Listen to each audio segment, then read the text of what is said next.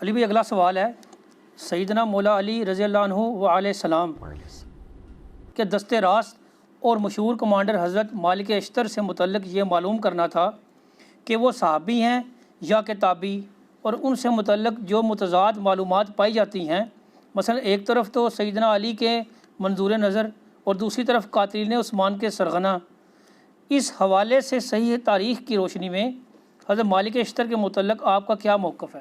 دیکھیں جی، مالک اشتر رحمہ اللہ تعالیٰ تابعین میں سے ہیں۔ انہوں نے نبی علیہ السلام کے مبارک زندگی کے اندر اسلام قبول کر لیا تھا، لیکن ان کا سٹیٹس ویسے کرنے والا ہی تھا، نبی علیہ السلام کے قدموں میں حاضر نہیں ہو سکے۔ کئی ایک لوگ ہیں جنہوں نے رسول اللہ کی زندگی میں ایمان قبول کیا، لیکن دور دور کے علاقوں میں تھے، ان کو موقع نہیں ملا یا ٹائم شارٹ تھا، وہ پہنچ نہیں سکے۔ سیدنا ویسے کرنی رحمہ اللہ تعالیٰ کے اوپر بھی میرا ایک کلپ ریکارڈڈ ہے ڈیٹیل، ان کے بارے میں تو نبی علیہ السلام نے خود فرما دیا تھا تابعین میں سب سے بہترین شخص ہے اویس، اس کی والدہ کی مصروفیت کی وجہ سے وہ میرے پاس نہیں آ سکا۔ صحیح مسلم میں اوپر تلے 4 احادیث ہیں، میں نے ڈیٹیل لیکچر اس پہ ریکارڈ کروایا۔ تو سیدنا اویس کرنی والا سٹیٹس ہی مالک اشتر کا ہے، وہ بھی تابعی ہیں، صحابی نہیں ہیں، اگرچہ کئی صحابہ سے عمر میں وہ بڑے ہیں۔ سیدنا علی اور ان کی عمر میں آلموسٹ سمجھ لیں 10 سال کا فرق ہے، یعنی نبی علیہ السلام کی وفات کے وقت مولا علی کی عمر تھی 34 ایئرز، تو مالک اشتر کی عمر تھی 24 اس وقت۔ باقی یہ کنٹروورشل ہیں، اس میں کوئی شک نہیں ہے۔ سر جتنے بڑے بندے ہیں نا تاریخ میں، وہ ہمیشہ کنٹروورشل رہے ہیں، کیونکہ بڑے بندے جب ہوتے ہیں تو ان کی دشمنیاں اور دوستیاں بھی بڑے لیول کی ہوتی ہیں، تو ان کے حاسدین بھی بڑے لیول کے ہوتے ہیں۔ سب سے بڑی پرسنالٹی ہمارے نبی علیہ السلام کی ہے، تو انسانی تاریخ میں کیا نبی علیہ السلام کنٹروورشل پرسنالٹی نہیں ہے؟ پچھلے 100 سالوں میں 60,000 کتابیں نبی صلی اللہ علیہ وآلہ وسلم کے خلاف لکھی گئی ہیں، 2 سے زیادہ کتابیں روز کی بنتی ہیں، اتنی زیادہ کتابیں کسی شخص کے خلاف نہیں لکھی گئی، اور انہی 100 سالوں کے اندر سب سے زیادہ اسلام تیزی سے پھیلا ہے۔ تو مالک اشتر کی کیا اوقات ہے رسول اللہ کے مقابلے پہ؟ تو اس طرح یہ کنٹروورشل بن جاتی ہیں۔ باقی یہ کہنا کہ وہ قاتلین عثمان میں شامل تھے، بالکل ایسا نہیں ہے۔ قاتلین عثمان کی اگر کسی کے پاس کوئی سی سی ٹی وی کیمرے کی ویڈیو پڑی ہوئی ہے تو ہمیں بتائیں، اس کو پوائنٹ آؤٹ کر دیں ہم۔ ہاں، سیدنا عثمان کی پالیسی سے اختلاف کرنے والوں میں شامل تھے، وہ بالکل ٹھیک ہے۔ تو سر اس میں تو ٹاپ آف دا لسٹ خود اما عائشہ شامل تھیں سلام اللہ علیہا، جو سیدنا عثمان کی پالیسی سے اختلاف کرتی تھی۔ کئی اصحاب بدر شامل تھے۔ باقی سیدنا عثمان کے ساتھ جو کیا گیا وہ تو ظلم پہ مبنی ہے۔ رہا پروٹیسٹ، تو اس کے اوپر تو سیدنا عثمان نے کبھی خود بھی فتویٰ نہیں لگایا رضی اللہ تعالیٰ عنہ علیہ السلام۔ حتیٰ کہ صحیح بخاری میں 695 نمبر حدیث ہے، ایک صحابی کہتے ہیں کہ میں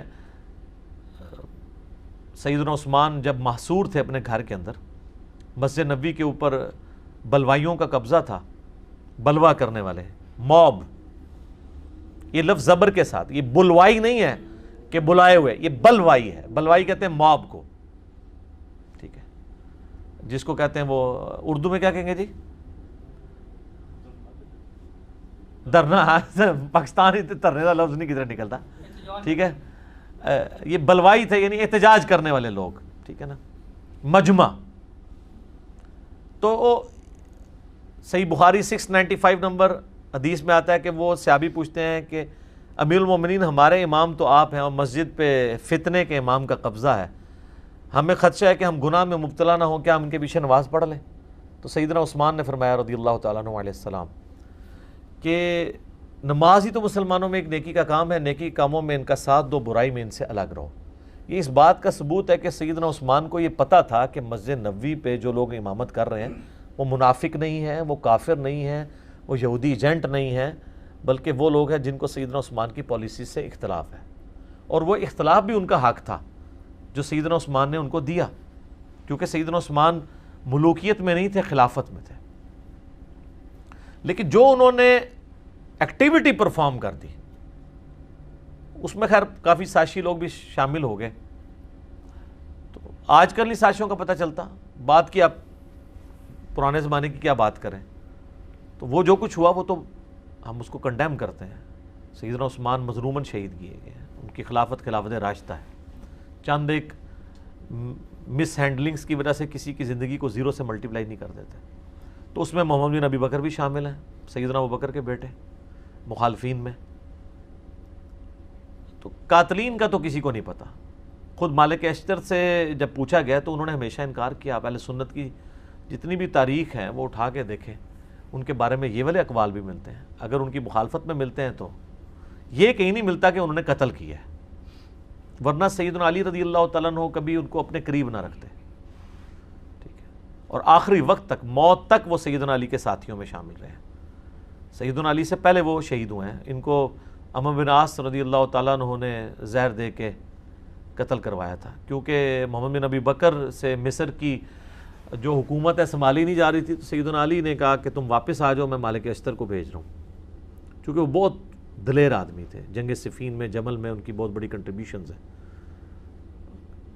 سمجھ لیں ناقابل شکست کمانڈر تھے حضرت علی کے. وہ راستے میں ان کو دھوکے سے وہ شہد پلا کے مہمان نوازی کر کے ان کو قتل کر دیا گیا. شیعہ کے ہاں یہ بہت رسپیکٹیبل پرسنالٹی ہیں. شیعہ نے ان کے اوپر باقاعدہ, ایران والوں نے فلم بنائی ہوئی ہے مالک اشتر کے اوپر, ان کی زندگی فلم آئی ہے, وہ آپ دیکھ سکتے ہیں. تو ہمارے ہاں تو یہ ہے کہ اہل سنت کے ہاں یہ ملتا ہے کہ حضرت علی کے دستے راست تھے, تابعین میں شامل ہیں, صحابی نہیں ہیں. اور جن لوگوں نے سیدنا عثمان کی پالیسی سے اختلاف کیا ان میں وہ top of the list personalities میں سے تھے. آپ کو پتہ ہے نا, وہ صحیح مسلم میں آتا ہے کہ حضرت عثمان کا منہ بولا تو نہیں کہنا چاہیے, وہ ستیلا بھائی تھا عقبہ ابن ابی معیط کا بیٹا ولید ابن عقبہ, اس کو گورنر لگایا ہوا تھا کوفہ کا, اور وہ اس نے صحیح مسلم میں آتا ہے شراب پی کے نماز پڑھائی. میں نے کربلا والے ریسرچ پیپر میں یہ حدیثیں ڈالی ہیں. سیدنا عثمان کی شہادت کے اصلی اسباب کیا ہیں, جعلی اسباب نہیں جو حکمرانوں نے لکھ دی ہیں تاریخ کے اندر, اصلی اسباب جو احادیث کی روشنی کے اندر ہے. تو وہ اس نے نماز پڑھائی اور بعد میں پوچھتا ہے کہ جی میں نے کتنی 2 پڑھائی ہیں 4 پڑھائی ہیں. لوگوں نے کہا کہ تو نے تو مطلب نماز ہی غلط پڑھائی ہے. وہ کہتا ہے میں پھر پڑھا دینا. پھر وہ شکایت پہنچی. بخاری میں بھی حضرت عثمان کے چیپٹر میں اس کا کچھ حصہ موجود ہے. حضرت عثمان نے کہا میں سن رہا ہوں کہ لوگ کہہ رہے ہیں کہ یہ رشتہ داری کا خیال رکھ رہا ہے تو میں اس کو سزا دوں گا. تو مسلم شریف میں ذرا ڈیٹیل ہے کہ سزا دلوائی اس کو کوڑوں کی. اب حضرت عمر نے وہ کوڑے 80 کر لیے تھے جب شراب لوگ زیادہ پینا شروع ہو گئے تھے, کیونکہ وسعت ہو گئی تھی, وظیفے لگے ہوئے تھے, تو شراب کا معاملہ بڑھ گیا. حضرت ابوبکر صدیق رضی اللہ تعالیٰ عنہ کے دور میں 40 کوڑے شرابی کو لگائے گئے. تو اب اس مسلم شریف میں حدیث ہے, سیدنا علی جو ہے وہ اپنے بیٹے حسن ابن علی سے کہتے ہیں کہ اٹھو اسے کوڑے لگاؤ. تو وہ کہتے ہیں کہ جو ان کی میٹھی کھاتا ہے وہی ان کی کڑوی چکھے. ایسے حکمران ہم پہ مسلط کرتا ہے تو ہم کیوں اس کو ماریں, بنو ہاشم سے یہ لوگ دشمنی کریں گے. تو حضرت حسن اپنے باپ کی بات بھی نہیں مانتے. اب یہ بڑا گہرا جملہ ہے, وہ آپ شہادت عثمان کے اصلی اسباب میں کلپ بھی یوٹیوب پہ دیکھ لیں. خیر پھر ایک اور ساتھی کو سیدنا علی کہتے ہیں, تو وہ 40 جب کوڑے ہوتے ہیں تو حضرت علی کہتے ہیں بس. حضرت عمر 80 لگواتے تھے, مجھے دونوں بہتر لگتے ہیں لیکن 40 زیادہ بہتر ہے. تو 40 کوڑے بھی حضرت علی نے معاف کر دیے ان کو. تو مالک اشتر جو ہیں وہ ایک بڑی اس اعتبار سے پرسنالٹی مانے جاتے ہیں. مولانا مودودی رحمہ اللہ نے خلافت و ملوکیت کے اندر سیدنا علی کا صحیح دفاع کیا جیسا کرنا چاہیے. ایک جگہ انہوں نے بھی ٹھوکر کھائی ہے اس معاملے میں. ان کا موقف تھا کہ ان لوگوں کو حضرت علی کو مین سٹریم میں نہیں لانا چاہیے تھا, جو بلیمڈ لوگ تھے. ظاہر وثوق سے تو مولانا مودودی کے پاس بھی کوئی ریکارڈنگ نہیں موجود کہ وہ بتا سکے, جبکہ سیدنا علی ظاہر ہے کہ وہ سمجھتے تھے کہ یہ صرف بلیمڈ لوگ ہیں, یہ تو بڑے مخلص لوگ ہیں. انہوں نے اسلامی حکومت جو بگڑ رہی تھی اس کے خلاف اس اعتبار سے احتجاج بلند کیا. یہ نہیں کہ حضرت عثمان کو وہ ہٹانا چاہتے تھے ان کی خلافت سے, یہ تو ان کا نہیں تھا نظریہ. تو حضرت علی کی سپورٹ مالک اشتر کے لیے ہونا میرے خیال ہے یہ ڈگری کافی ہے, کیونکہ سیدنا علی کے پیچھے رسول اللہ کھڑے ہوئے ہیں. جنگ جمل صفین نہروان کے اوپر جتنی احادیث ہیں, نبی علیہ السلام نے کہا کہ مخلوق کے بہترین لوگ ہیں جو یہ جنگیں لڑیں گے. تو وہ جنگیں لڑنے والوں میں حضرت علی کا جب کمانڈر ہے آپ اس کو نکال دیتے ہیں تو وہ بشارت تو اس پہ فٹ ہو رہی ہے سیدھی سیدھی.